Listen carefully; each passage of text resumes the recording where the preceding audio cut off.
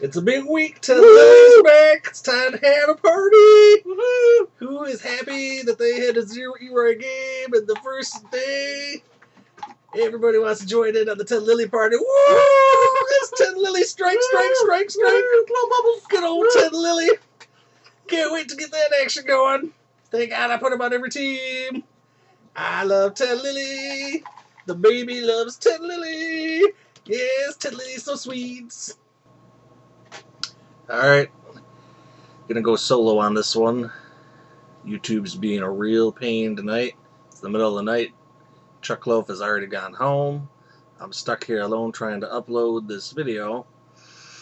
We did have a little video about some pitchers that have been popular pickups lately, but apparently YouTube doesn't like our video, so you're just gonna have to listen to me talk about it. Carl Pavano, he's been a hot pickup, having a pretty good start. Carlos Silva and Livan Hernandez. All of them have good games occasionally, but they all have a long history of going straight down the tubes. Pavano could shut down the Tigers, and then the next week he'll have a 10 ERA. You could take a gamble and try and ride the wave with these guys, but more than likely they're going to be screwing you soon. We would recommend not taking them. You can still poke through the waiver wire. You may have some finds. Occasionally see a Justin Ducherer. He looks like he's back to his all-star form. Ted Lily, of course, from our party. He's 60% owned. Should be a lot higher. He's very reliable. Joel Pinheiro, see some of him out there. He's probably going to have a pretty respectable season. He shut down the Yankees not too long ago. Let's see. Sean Markham probably won't get a huge amount of wins, but should do pretty good. He'll get you some Ks. He'll get you a respectable ERA. And we've got some hot starters.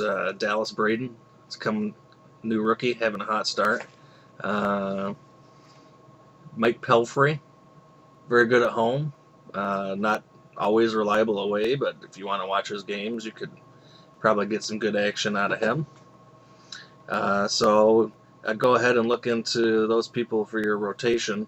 If Tim Hudson's still sitting out there for some reason, there's nothing wrong with taking a Tim Hudson either.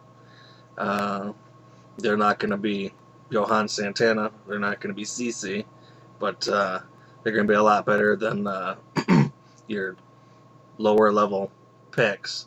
And as long as they're steady throughout the year, that's what you should be looking for. They'll keep you in the game. All right, I think it's time to put a little disclaimer in. Some of these pickups in the video are pretty hot right now. They seem to be at the top of the ERA list. We got a long history of bad games, though. You might be able to ride that wave. They might screw you as soon as you get them. So it's our recommendation to just steer clear, because you never know what you're going to get, and being steady over the long haul is going to help you most.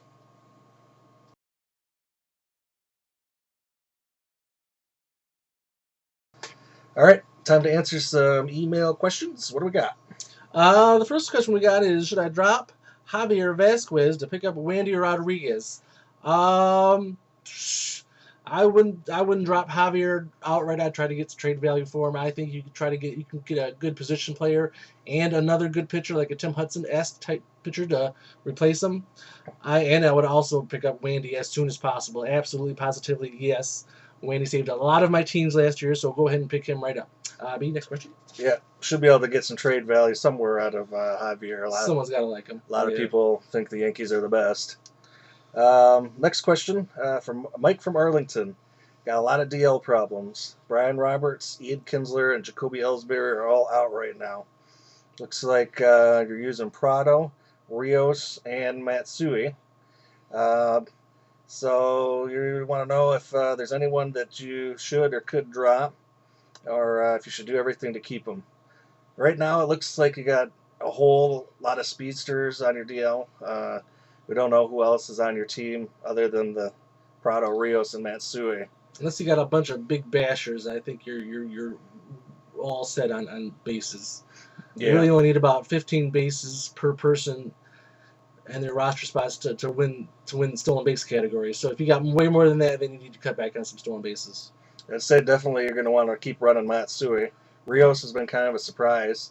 He's actually starting off to a pretty good year, and he's been stealing a couple bases lately.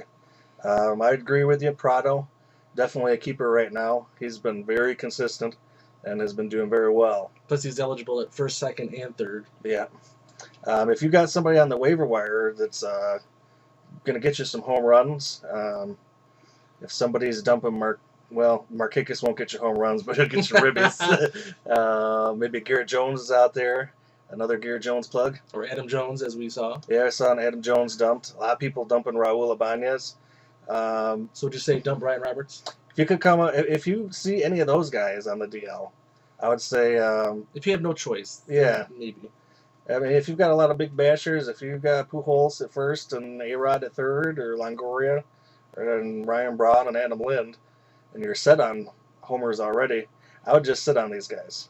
But if push came to shove and you saw something good on the waiver wire that could give you a little benefit right now, and you had to make the choice, I'd say Brian Roberts is the one to cut.